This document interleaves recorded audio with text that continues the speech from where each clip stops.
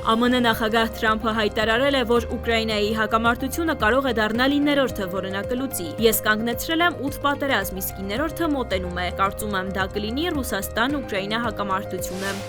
Ստամբուլի գլխավոր դատախազությունը հոկտեմբերի 24-ին քրգործ է հարուցել Ստամբուլի նախկին քաղաքապետ Էքրեմ Իմամօղլուի եւ մի խումբ այլ պաշտոնյաների դեմ լրտեսության կասկածանքով։ Իմամօղլուն եւ մյուսները կասկածվում են 2019-ի քաղաքապետի ընտրություններին 4.7 միլիոն ընտրողների գաղտնի տվյալների արտահոսքին նպաստելու մեջ, որոնք այնուհետև փոխանցվել են օտարերկրյա հետախուզական գործակալություններին։ Իմամօղլուն կալանքի տակ է դեռևս այս տարվա մարտից կոռուպցիայի մեջ ներգրավված լինելու մեղադրանքով։ Բուրևեստնիկի հրթիռային փորձարկումները ոչ մի կերպ չպետք է վնասեն Մոսկվայի եւ Վաշինգտոնի միջև հարաբերություններին, Կրեմլի խոսնակն է ասել, հավելել. այս հարաբերությունները արդեն նվազագույնի են հասցվել։ Բուրևեստնիկի փորձարկումներում չկա ոչինչ, որը կարող է սրել Մոսկվայի եւ Վաշինգտոնի միջև հարաբերությունները, հատկապես, որ դրանք արդեն նվազագույնի են հասցվել։ Ռուսաստանի ուղղակի ներդրումների հիմնադրամի ղեկավարի այցը Միացյալ Նահանգներ երկար ճանապարհի մի փոքր քայլն է, ասել է Ռուսաստանի նախագահի մամուլի քարտուղար Դմիտրի Պեսկովը։ Սա մի փոքր քայլ է երկար ճանապարհին, սա շատ կարևոր աշխատանք է, բայց այն անշուշտ մեծ համբերություն է պահանջում։ Դմիտրիևը Միացյալ Նահանգները մեկնել ուրբաթ հոկտեմբերի 24-ին։ Նա պարզաբանել է, որ այցը որոշ ժամանակ առաջ պլանավորել էր ամերիկյան կողմի հրավերով։